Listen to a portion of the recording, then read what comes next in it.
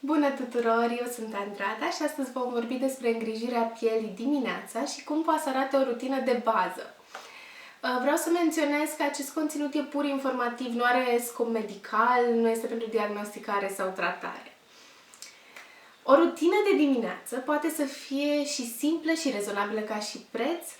Ea e formată din produsele pe care le vom folosi indiferent de ce adăugăm peste, pentru că ne oferă niște beneficii foarte stabile pe care ne putem baza.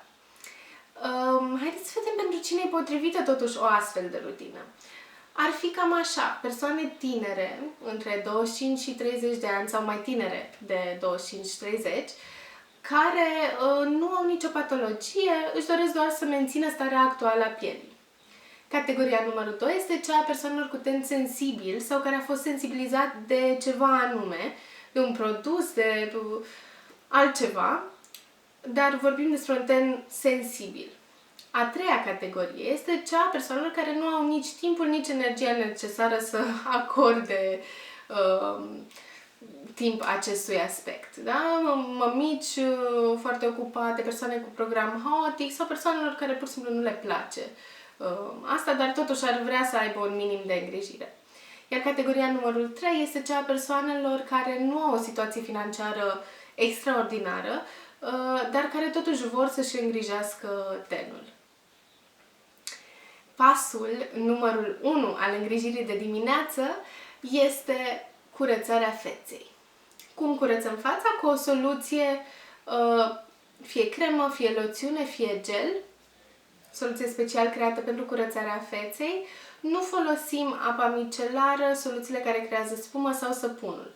Cele trei pot să usuce tenul, îl pot deshidrata, îl pot irita.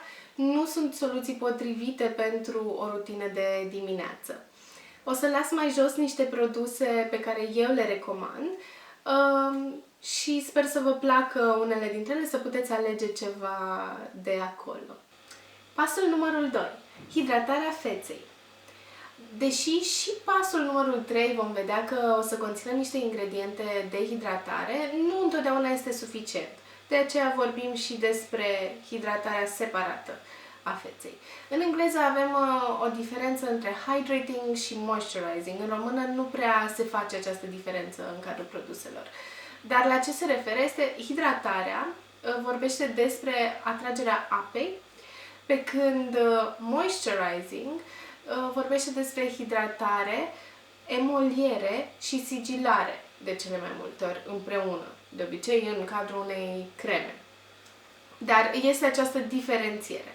Acum, dacă avem tenul mixt sau gras, cel mai probabil o să simțim nevoia în pasul ăsta doar de partea de hydrating. Cum o obținem? Printr-un set sau o cremă tip gel, care să conțină ingrediente numite umectanți. Umectanții sunt ingredientele care atrag apă, cum ar fi glicerina, acidul hialuronic, peptidele, acidul lactic în cantități mai mici, într-un pH care nu e chiar atât de acid, mierea poate să fie un umectant. Ideea e că sunt destul de multe ingrediente care intră în această sferă, dar de cele mai multe ori acestea sunt cele mai întâlnite. Bun, dacă folosim un ser sau o cremă pe bază de gel, atunci ce este important este ca ea să fie pusă pe tenul umed și să fie sigilată imediat cu pasul numărul 3, care va fi o cremă. Deci moisturizing.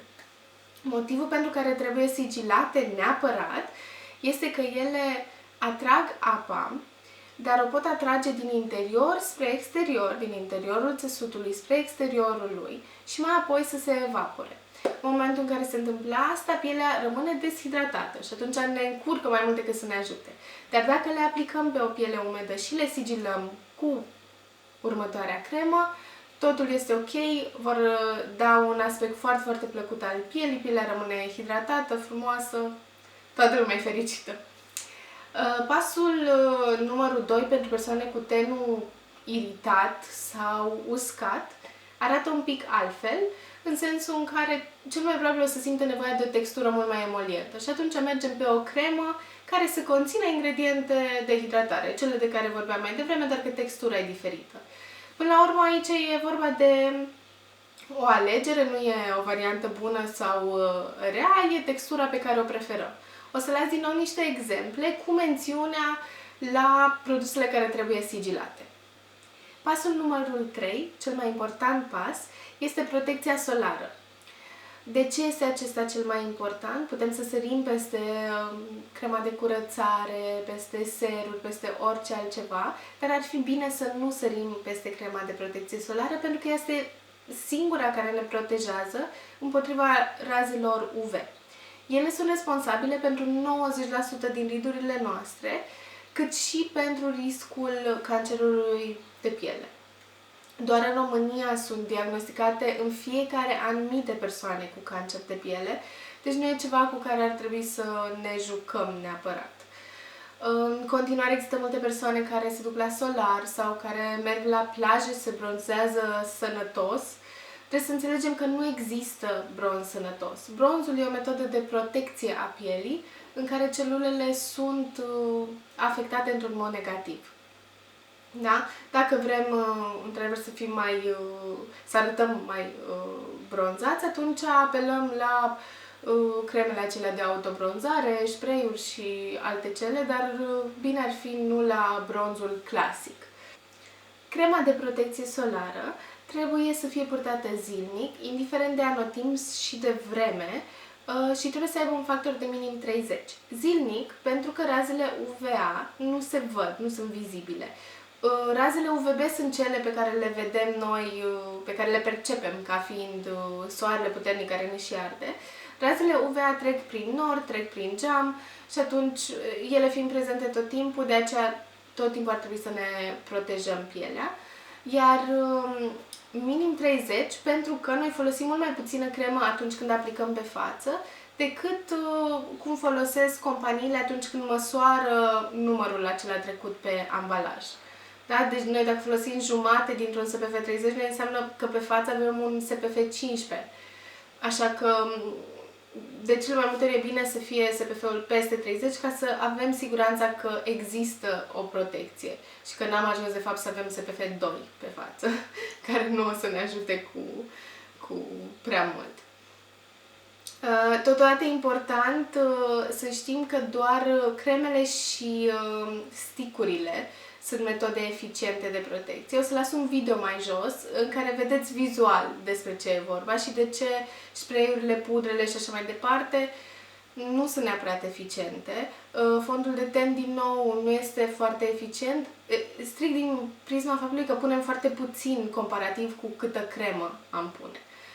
Bineînțeles, ele se pot combina metodele, deci nu trebuie să fie una singură, dar metodele de bază sunt crema și sticurile acelea de protecție solară.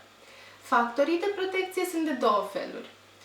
Cei fizici și cei chimici. Cei fizici funcționează prin reflectarea luminii, cât cei chimici funcționează prin absorbția efectelor negative. Acum, dacă aveți orice îndoială legată de factorii chimici, pentru că știu că sunt persoane care au, nu e nicio problemă, cei fizici sunt mai mult decât suficienți pentru a ne proteja pielea, sunt oxidul de zinc și dioxidul de titan. Acestea sunt cele două folosite pe piață.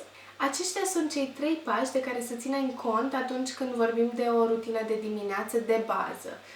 Mai sunt totuși câteva elemente de care trebuie să ținem cont atunci când alegem produsele. Mai ales pentru că am spus că această rutină e potrivită și pentru ceva cu ten sensibil. Haideți să vedem care ar fi acele elemente. Primul se referă la parfumuri și uleiuri esențiale. Pe cât posibil ar fi bine să alegem produse care nu au nici parfumuri, nici uleiuri esențiale. Motivul este că acestea sunt și iritante, dar pot provoca alergii pe termen lung. Și atunci nu ne dorim să sensibilizăm tenul și mai mult, poate la un moment dat să dezvoltăm alergii și la ingrediente de care chiar am avea nevoie. Deci păstrăm asta la un minim, eventual doar în produsele de curățare, dacă simțim nevoia totuși să avem un pic de parfum în produsele noastre, pentru că acela măcar îl spălăm de pe față, nu rămâne acolo mai mult timp. În rest, în continuare, putem să folosim parfumuri și uleiuri esențiale prin casă, pe haine, poate, dar prea pe față, mai ales la un ten sensibil. Numărul 2 ar fi alcoolul. Alcoolul în forma de alcool SD, alcool simplu sau alcool denat. Acestea sunt cele 3 forme în care găsim alcoolul care deshidratează într-o listă de ingrediente. Ne uităm dacă el este sus pe lista de ingrediente sau jos. Dacă este jos, nu contează, poate să fie acolo, nu ne deranjează cu nimic. Dacă este printre primele ingrediente, acest lucru poate să fie problematic și atunci trebuie să avem un pic în vedere asta, poate să nu alegem acele produse. Dacă este la sfârșit, nu e nicio problemă. Al treilea element de care să ținem cont e tot legat de lista aceasta de ingrediente. În principiu ar trebui ca ea să fie mai scurtă, nu prea lungă. O să observăm că sunt anumite produse care au într-adevăr liste mai scurte. De multe ori sunt dermatocosmetice, sunt produse pe care le recomandă și dermatologii. Motivul este, pielea până la urmă e o barieră. Cu cât are mai multe lucruri care vin spre ea, cu atât trebuie să reacționeze mai mult. Și nu vrem de fapt să producem niște reacții adverse, așa că de obicei produsele cu listele scurte sunt cu ingrediente foarte bine studiate, dovedite științific, care funcționează și care nu irită pielea la fel de tare. Iar ultima parte este cumva un sfat din partea mea de a nu cădea în capcana de toxic free, clean beauty, green beauty și toate cele. Motivul este simplu, este o strategie de marketing foarte inteligentă de altfel, dar care nu are la bază ceva real. Din păcate, prin acest trend au ieșit pe piață produse cu un grad de iritare mult mai mare pentru piele, produse care se strică mult mai ușor datorită lipsei conservanților, dar și, adică cel mai puțin rău pe care îl fac e că nu au niciun efect asupra pielii, folosești degeaba, iar cel mai rău efect pe care îl pot avea este efectiv să-ți provoace o alergie, o iritație și așa mai departe. Asta nu înseamnă că sunt nici ele toxice și asta nu înseamnă nici că toate brandurile care se folosesc de această tactică au o problemă. Nu. Dar ideea ar fi să nu cădem în capcana de a credea că acelea sunt mai bune doar pentru că scrie pe ele toxic free. Nu există toxine atât de puternice care să fie introduse în momentul de față într-un produs care se află într-un magazin. Există multe testări care stau în spatele acestor produse. Cam acestea ar fi lucrurile de ținut cont atunci când vorbim de rutina de dimineață. Ea are ca scop să ne înceapă ziua frumos, să ne protejeze pe tot parcursul ei. Sper că ați găsit câteva informații care să vă ajute și ne auzim data viitoare, bineînțeles, cu rutina de seară. Până atunci, să fiți blânzi cu voi și cu ceilalți și să rămâneți curioși. Pa, pa!